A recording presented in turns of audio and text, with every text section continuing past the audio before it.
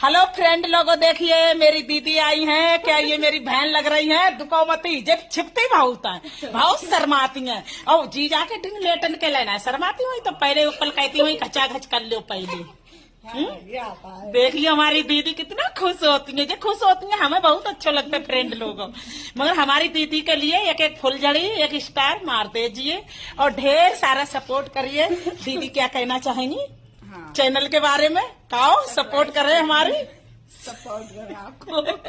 इन्हें बोलना नहीं आता, ये शर्माती बहुत है। इनकी झिझक हम पकड़ इनकी झिझक हम खुद खुलवा देंगे, समझिएगा आप लोग। तब तक हमारी लाइव में बने रहिए और हमारे फेसबुक के लिए सारी सपोर्ट करिए, क्योंकि हमारी मैनेज में जा रही है आईडी। भाई डॉलर सोलर बनेंगे तभी वीडियो बनाते भी अच्छा लगेगा, जब डॉलर ना बनेंगे तो हमारा क्या मतलब है।